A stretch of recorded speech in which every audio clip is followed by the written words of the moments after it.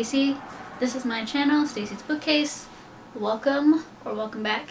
Today I'm going to do a review of Pushing Ice by Alastair Reynolds. Pushing Ice is about a crew that mines ice on asteroids, and they are in the process of doing this when a spectacular event occurs. One of Saturn's moons, Janus, has broken out of orbit and is quickly leaving the solar system. No one knows why, no one knows what's happening, what this is, what's causing it, and this crew is the closest to this moving moon, and they're the only ones who could potentially investigate this moon before it leaves the solar system. And that's what they are tasked with, investigating this moon before it is gone and we can never see it again. I read this book in the middle of 2020. I read about 40% of it before I put it down. There are a couple of reasons why I did that. One of the reasons was because I had a bunch of other books that I was interested in reading and I really wanted to pick those up, and I just wasn't feeling this as much as those other ones, so I put it down. Another reason, more to do with the book, was because there was a part of the story that I didn't particularly like. There was a trope that I'm not a huge fan of. I mean, everyone has tropes that they like and tropes they dislike. It was purely a personal preference of mine. I don't particularly like it when there are characters that have the same or similar goals, but for some reason, either due to miscommunication or misunderstanding, they are at odds with each other. And that always frustrates me when I read stuff like that.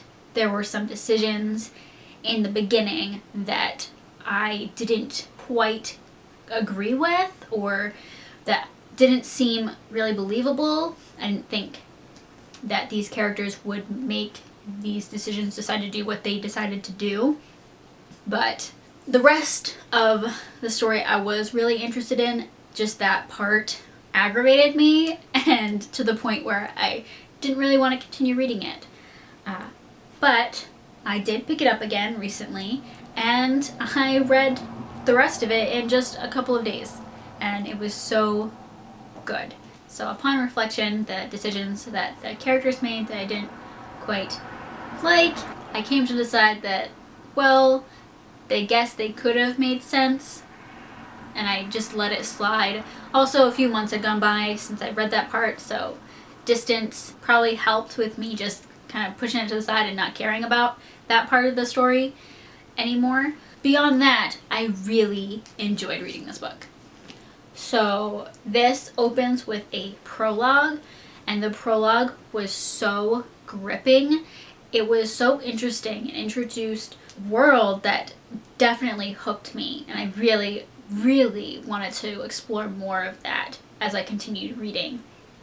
The thing is, the main plot, when you actually start the book with chapter 1, is separate from that prologue. It's at a different point in time, and you don't quite know how they're going to connect, where it's going to connect as you're reading. And that's something that did make me feel a little impatient in the beginning, because I really liked the prologue and I wanted more of it.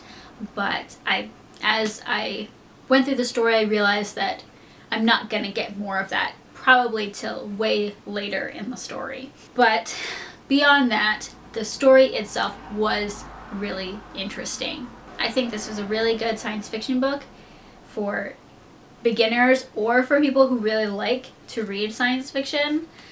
There were definitely technical aspects of it, sciencey things that would tickle the fancy of a science fiction reader, but at the same time it wasn't super like bogged down in that technical aspect of it, and it was super easy to understand what they were doing and the decisions they were making based off of these calculations they had made and such.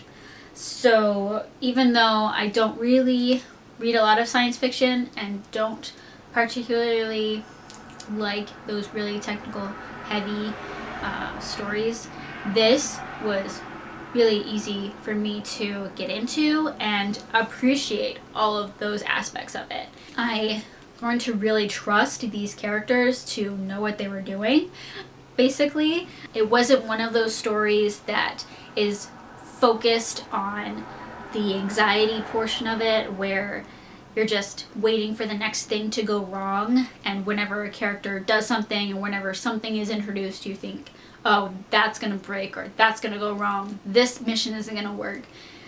Just because that's something that I think of when I think of science fiction that takes place in space. I always think, oh, well, we're just waiting for the next thing to go wrong. But in this, it wasn't really like that. Not everything went wrong. There were definitely problems, but the characters were competent enough to come to creative resolutions, which was really interesting.